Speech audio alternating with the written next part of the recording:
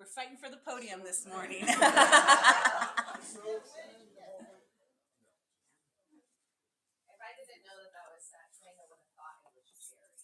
Oh, yeah. That's good. Ready? Well, good morning again, and welcome to our friends online that are joining us. We're grateful to be here this morning. That was a great song. That was a beautiful song. Sat sang The Story of You. The Story of You. So I invite you to join me in prayer. Spirit, Creator, Father, Mother, God, the Divine, we gather in gratitude and joy for the many things we call our blessings, our family, our friends, our health, our wealth, our connection to that which is greater than us, and that inner knowing, that wisdom that we each carry and nurture. We stand in light and love as individuals and as a community, learning, stretching, growing, healing, and truly mastering our own lives. May we continue to shine that light and love and share it with others. May we continue to heal all the aspects of ourselves so that we truly come into alignment, remembering that we are whole, remembering that we are never separate from Source. We ask for blessings, guidance, and love to be felt by all whom we love, and for those that sometimes we have to work a little harder to love. May we create the space this morning to listen to the messages that are shared, moving into our heart space to allow them to resonate in the most perfect way. We say all of these things in love and in faith. Amen. I'd like to welcome Reverend Jerry up to the podium.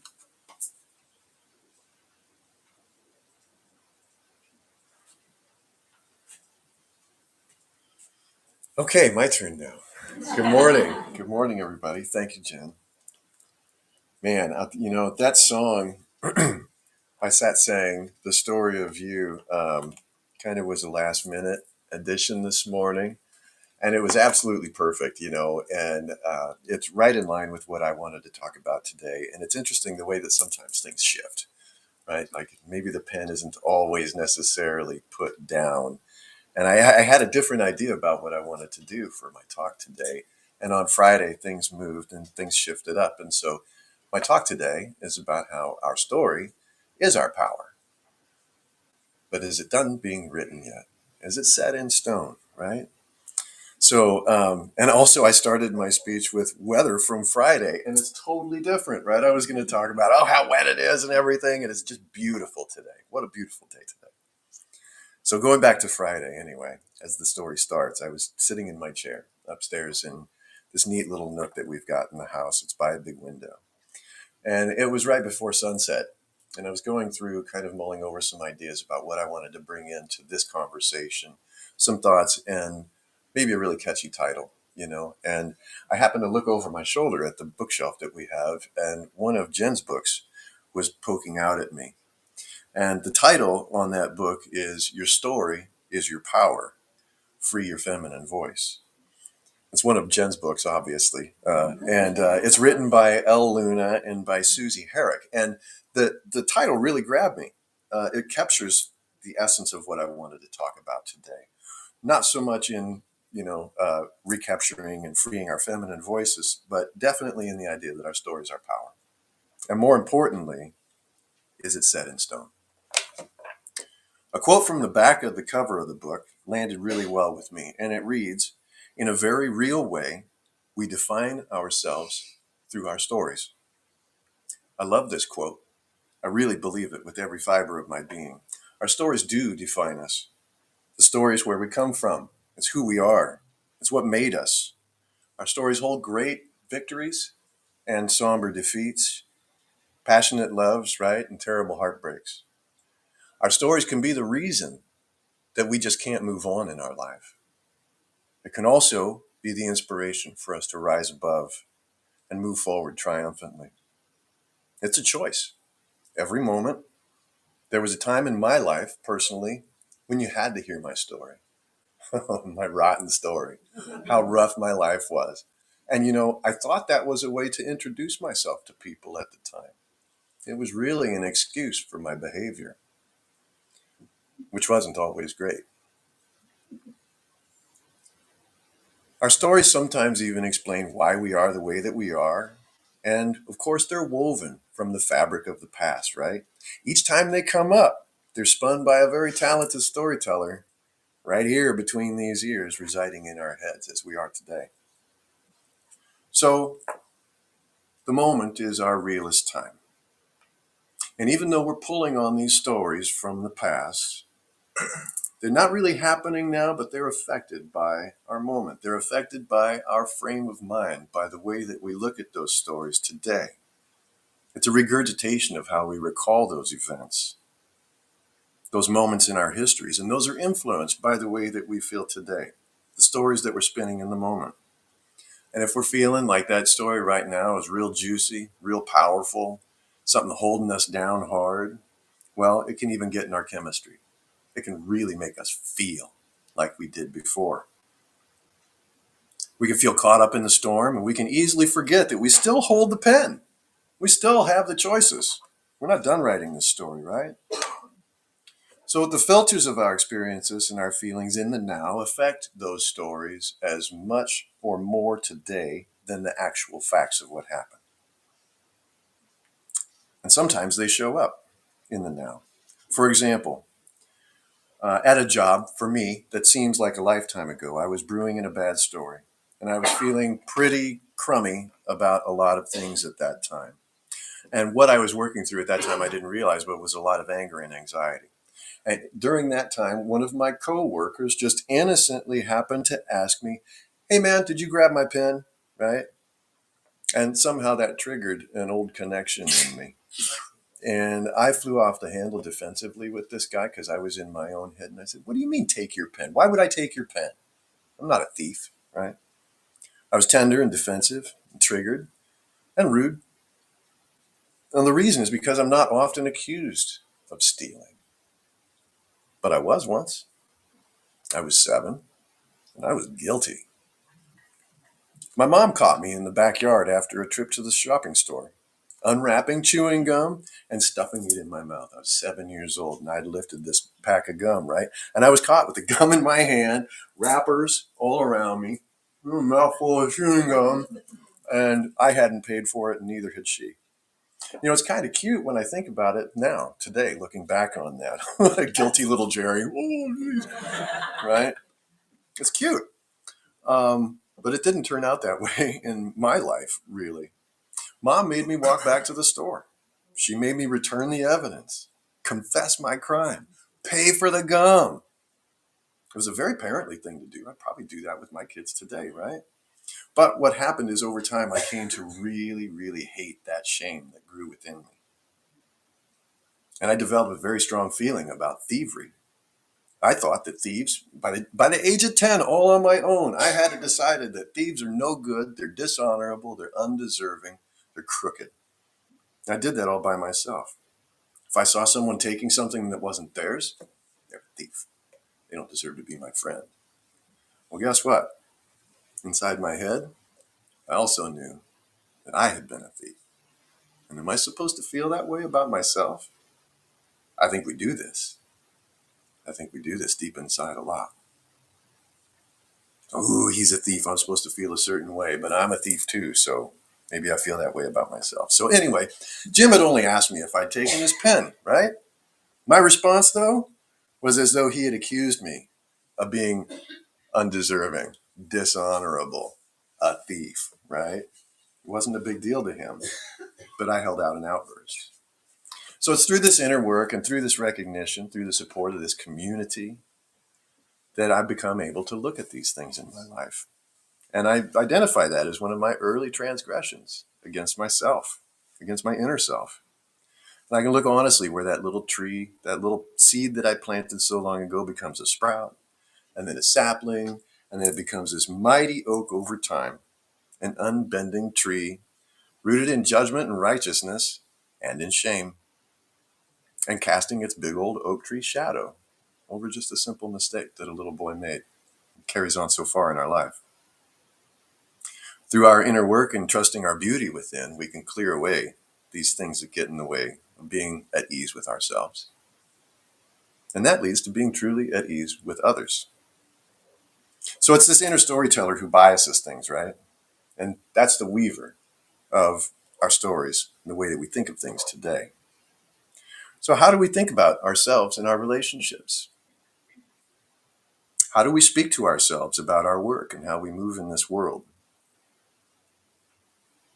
How do we speak to ourselves about how we treat strangers and how we act in nature? More importantly, is that tone of voice loving or is it critical? One is higher self, the other ego. A storyteller can be treacherous too, right? Treacherous. Something or someone that's likely to betray trust. Does our story's tone of voice depend on our mood? Maybe the story isn't always the same. Do we really know who we are today? Or do we look outside to find our definitions?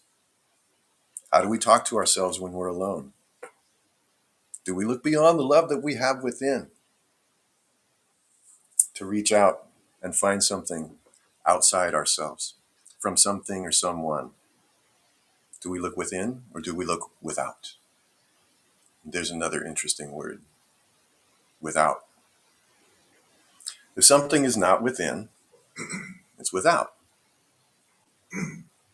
Defining that is simply said, without is to be outside of or in the absence of. So therefore, if love and identity is not within and we seek it from outside, is it because we feel its absence? I think it is.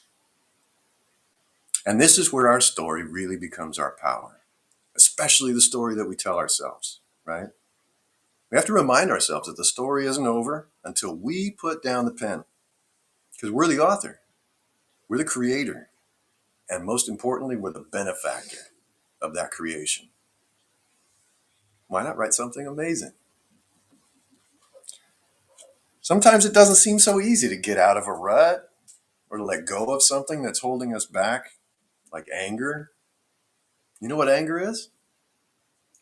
Anger is the punishment we give ourselves for other people's mistakes. It's the thing that we hold on to for whatever reason. So is our story a story of dramatic turns and unexpected events like shifting tides and changing winds that knock us off balance time and time again? Or can we shift that story?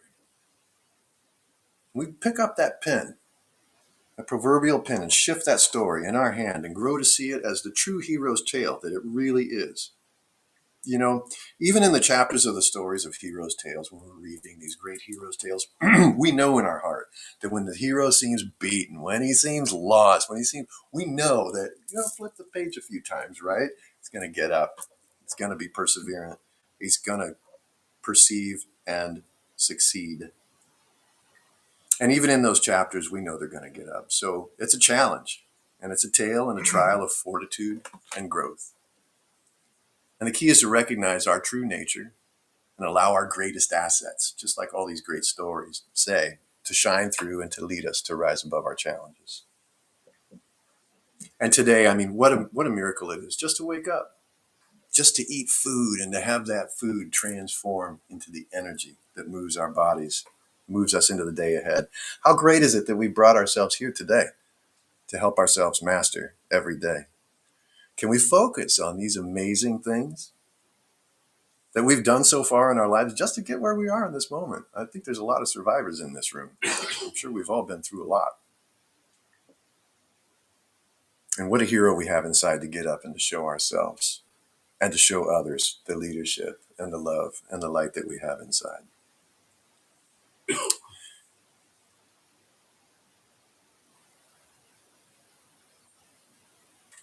I'll read this last piece here. What a gift it is to know that there is unlimited energy, unlimited support, and unlimited love just waiting for us to call on it, just waiting for us to welcome it, to move through us.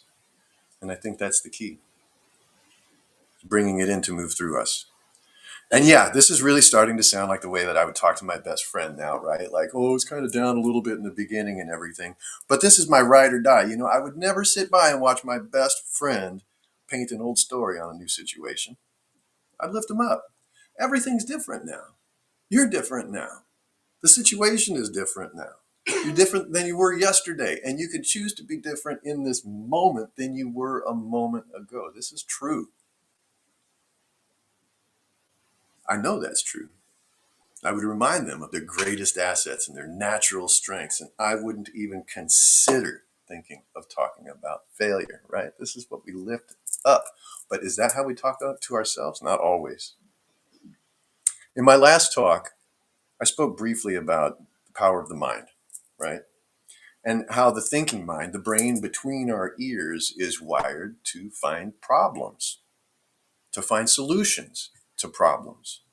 And because it has an appetite for that, that's what it does.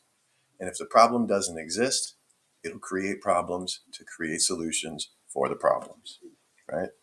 We can nail that's the process of comparison, it's the process of lack, it's the process of without. We can nail down every imperfection right down to the last detail if we go that way. I also spoke briefly about the power of the mind, of the heart mind, which is energetically much, much stronger than that of our thinking mind. And how working through our heart brains and how working through flow and love, things will open up. Opportunities present and solutions arise. Unique ideas drop in from universe when we can relax. So how does that all relate to today's topic of our stories being our power and of not putting down the pen? Well, usually when we're in our head over something, we find all the reasons that we can't do it. We find the other reasons that we can't do things, or the other things that we have to do first, excuse me. And the reason for that is because there really is no problem. We're in our thinking head. The solution is right there in front of us, and we're thinking about everything except that, right? So we have to feel. The feeling process is the within process. And when we get past the thinking process and fully into the feeling process, magic happens.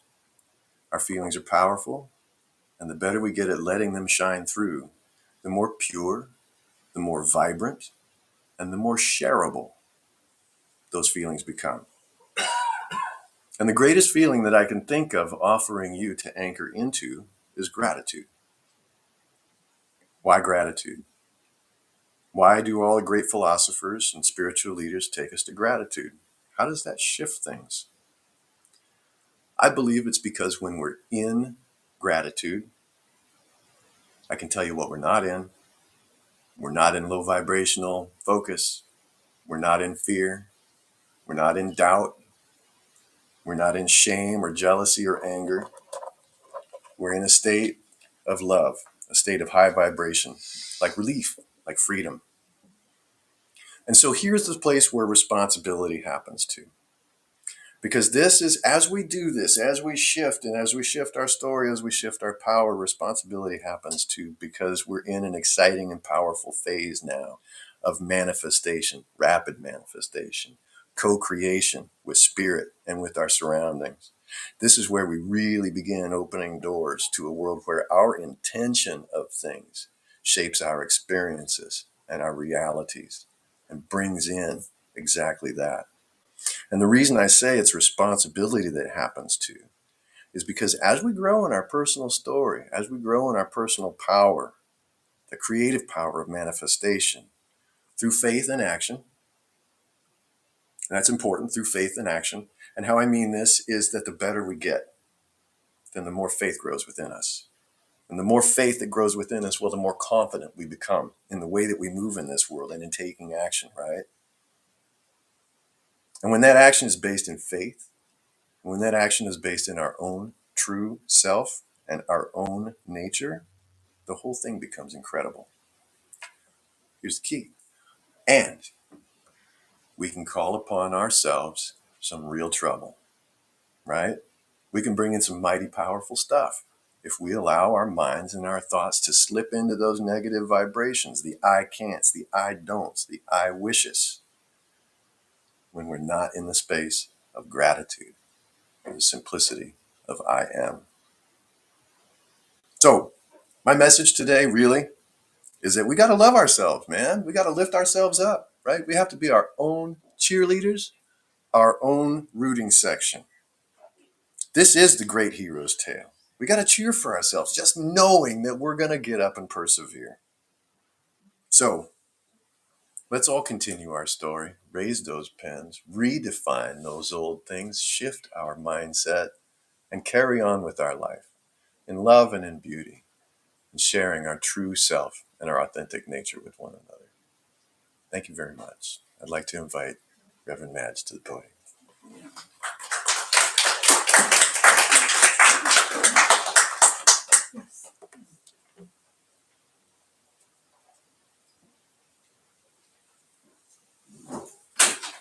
All right.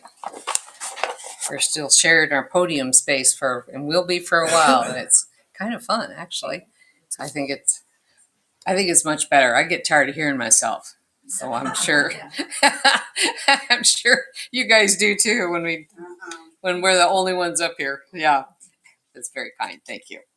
Yes. So my message today is big self, little self. It sounds like a storybook rhyme, doesn't it? Big self, little self. But so anyway, that is what I want to talk about. And we are all of those characteristics, usually operating out of one or the other at any given time, our big self or our little self. And so what are these selves?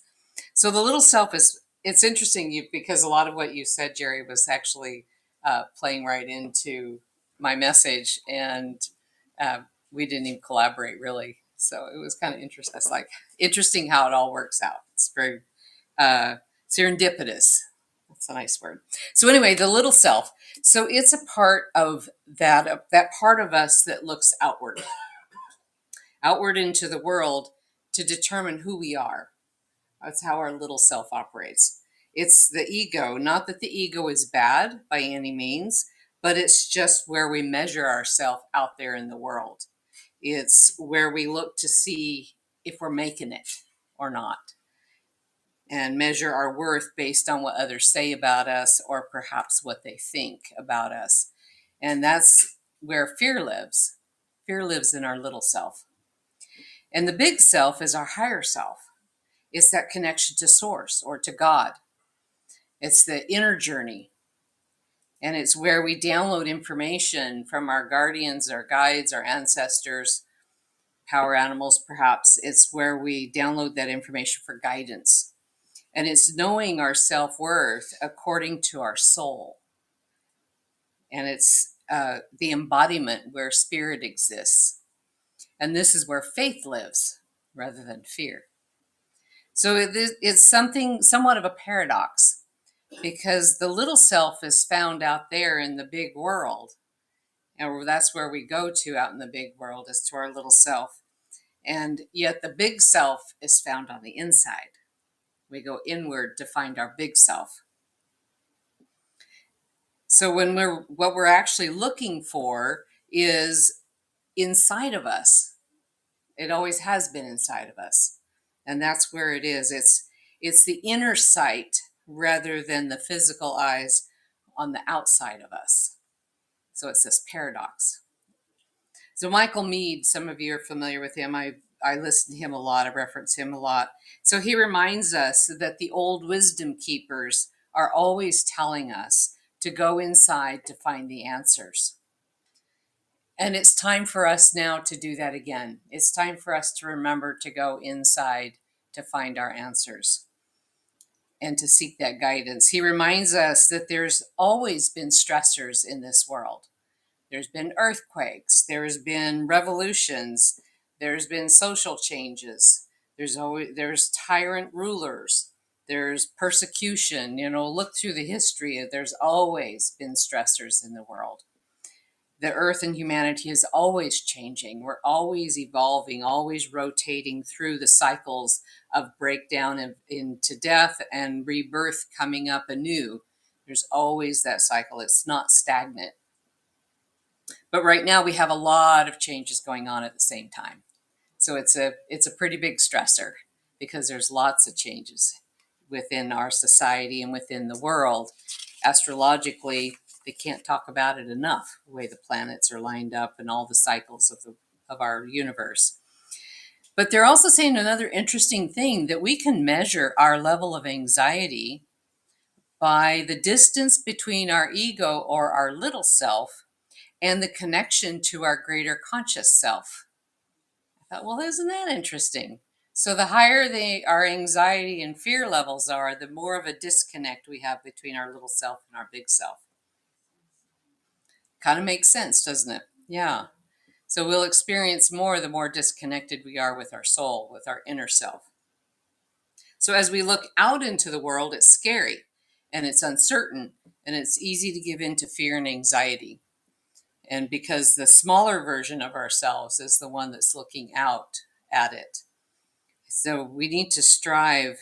What we need to strive for is to go within and connect to source, connect to our higher self, or the soul, and find meaning for ourselves, and stay connected to our purpose. We're all here for a purpose. We're here on purpose, for a purpose, and see the bigger picture and experience our bigger self where faith lives and where resources from spirit reside. The bigger self, which is within, or the soul, is where conscious connection to God or source is from. That's where it originates from. And it's from that place in soul that we know, our soul knows how to pull energy from source to help us find solutions, to give us those creative thoughts, to uplift us, to connect with our intuition, to know what to do next. Because as you know, Jerry's talking about writing our story. This is another way of taking our pen and writing our story. How do we want this story to go? Because everything is in flux, everything is changing. The systems are breaking down, and we can write the story of how we want our new systems and our new life to be. So pick up the pen again, right? Yeah.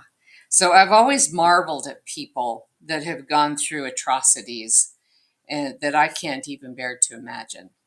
And they never, or at least some of them, they never lose their faith and their love for God. It's like, how do they do that? That is so beautiful and so big in my mind that even through those atrocities, they never lose that faith. And it's like, I'm a little embarrassed because in December, I went through my own period of physical pain and I wasn't very graceful. And it wasn't even anything what some of these people experience that never lose their faith and their love for source. I think, man, I got some growing up to do. Whew. Anyway, when we're operating out of our little self and we're in fear and anxiety, it's almost impossible to imagine anything but the worst because the fear and the anxiety fuels those ideas because we're operating out of our little self. There isn't room in our minds for greater possibilities or solutions. But being present in our big self, our connection to source, where the bigger imagination is, and that's where we have our creative energy. And the solutions will come to mind even in the middle of chaos. We'll still have solutions coming to mind when we're in our big self, in our inner world. So these times that we're in right now, they're forcing us, if you will, to find that inner sanctum. Within the middle of our heart, in the middle of our being, is an inner sanctum where our soul's purpose exists. And it's where we remember who we are and why we're here and why we're here at this time. We all said we'd be here for this amazing awakening and shift and change in consciousness. So we don't have to have difficulties and challenges always to remember, but it certainly is a catalyst for developing our soul. So there's this medical doctor that I follow. His name is Dr. Zach Bush, and he is such a beautiful soul. Yeah, there's some people that are following him as well. What an amazing person. He quit medicine, practicing medicine as a doctor that prescribes drugs from pharmaceuticals because he come to realize that he was only harming his patients. And there was much better, healthier ways of connecting into health and well-being. Anyway, he's very amazing. Anyway, one of the things that he said in the recent podcast that I was watching, he said we're at a pinnacle moment of either we change or we die. It's pretty simple. Because of what we're doing to the planet, what we're doing to our bodies, what, things that are being prescribed to us, whatever it is that we're doing, we're on a trajectory that if we don't change, we die. It's pretty simple. He goes on to say, it's really a lovely time to be alive because of the pure potential that exists and the idea that we can lose judgment. I love the way he used that word judgment, because we can lose judgment and start to be present.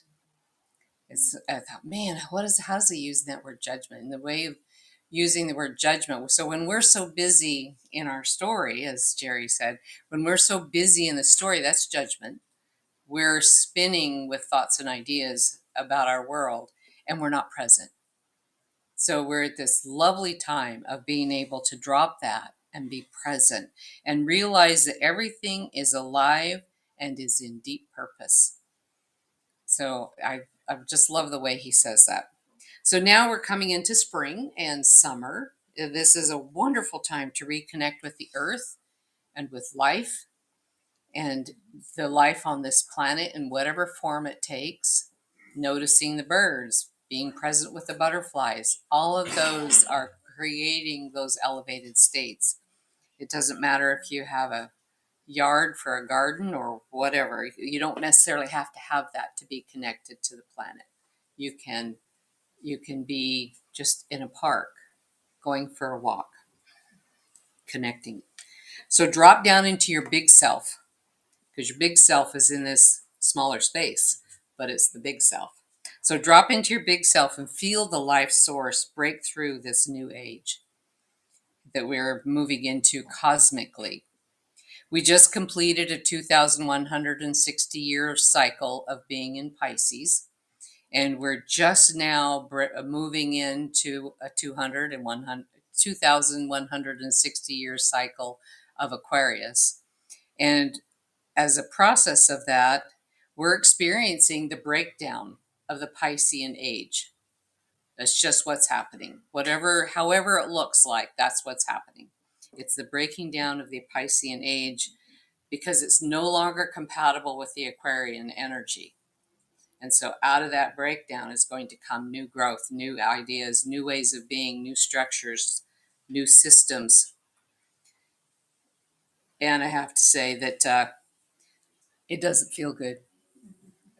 I'm not liking it. My little self is not liking it a bit. My little self is scared. My little self is has a little spark of anxiety when I open up my 401k and see what my stocks are doing. It's like, oh dear. Yeah. It's like, okay, Madge, drop into your big self right now. Look at the big picture. It's a challenge because my little self wants security.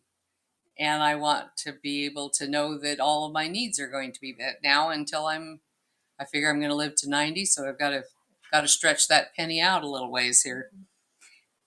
So I want to feel secure, as we all do. And I want the changes that are happening to not foster those fears and anxieties.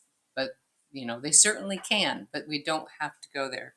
There's this saying that says, a false sense of security is the only kind there is. So I was remembering that as I was feeling a little worried one day. It's like a false sense of security is the only kind there is. It's important not to grab a hold of false securities of things because we want security. It's not in the things. There isn't real security in the outer world at all, or in the little self. A deep dive within is where our security is. It's within the connection to source. It's in our relationship to God. It's being grounded in our authentic self, that soul self. And it's through this that we will find solutions. When we drop into that, we will find solutions and help be the builders of the new systems in the new age. And as long as we stay connected to the higher self, the communications are able to come in and and be part of the creative force. And collectively, we know that if we're all in that same frequency in the collective of being in our higher self, being in our heart center, we can be it'll be a force to be reckoned with. I mean, that's where the magic happens. So it's important for us to all be there. So these times are giving us the opportunity to be who we are from our big self and who we already are at the core of our soul. So from this point of view, we can be a greater version of ourselves and help rebirth the new beginning of this new age that we chose to be here for. So I want us to close our eyes and let's just spend a few minutes connecting with that higher self, getting familiar again with what that feels like. Let's take a nice deep breath.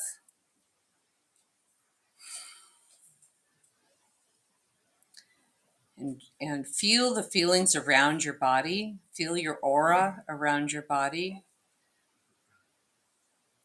And feel any places where you might feel tense and let those areas relax into them as you breathe into the areas of stress or tension, letting go of the thoughts that you may have had that are concerns of your heart.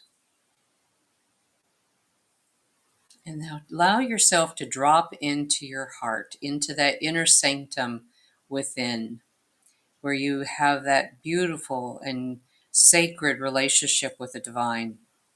And this is where your bigger self is. Feel the expansion of that space. Feel how the relationship with the divine grows your field. It grows inside of you so large that your physical form cannot contain it. And it continues to expand out into your aura as your heart expands with the love and faithfulness of knowing that we are a part of Source, that Source is a part of us, and we are one. And just as the universe is expanding, we are expanding inside in that relationship. And it's in here that we can feel at peace and we can feel the security. It's in this space of expansion that we know our creative thoughts will form, solutions will come, the bigness of the new world will be able to be felt and joined with others of like mind and similar frequencies. And we can rejoice, feel the joy of this space of new beginnings, new feelings of rightness. And just feel your heart smile as you experience this feeling and this union between you and the divine. Knowing that you can always come back to this space. If you start to feel fear, anxiety, you could come back to this space and reconnect with your bigger self. Reconnect with your prayers for answers and solutions. Start to bring your awareness back into your body, back into this room. Wiggle your toes, knowing that you can always come back to this feeling. And let it be so. All right. Do you feel big? Got a connection to your bigger self? All right. So we're going to do the offering, and Lynn's going to come around with the basket. Those of you online can pay through PayPal. Appreciate your presence and your support. All right. So put your gift between your hands.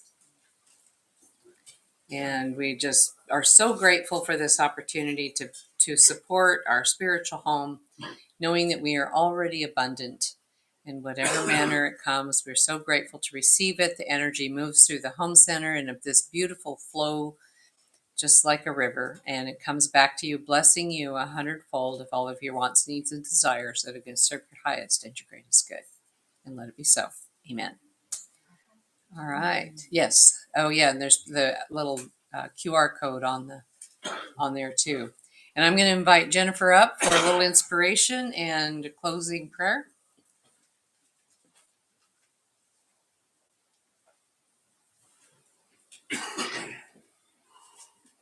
Thank you so much. Beautiful messages. Thank you both so much. Thank you. Thank you. Got some good nuggets to take with me today. I saw lots of folks writing stuff down too. So thank you for your inspiration. All right. I was thinking of something inspirational, and our bookshelf has just had a lot of activity, I guess. So I was kind of glancing, and this little tiny book was tucked all the way at the end of the bookshelf, and a book had fallen over it. And it was gifted to me probably about a decade ago. And it's Letting Everything Become Your Teacher. So it's 100 Lessons in Mindfulness. Beautiful, beautiful book. So this morning I thought, okay, I'm going to God shot. I'm just going to see what we open up to.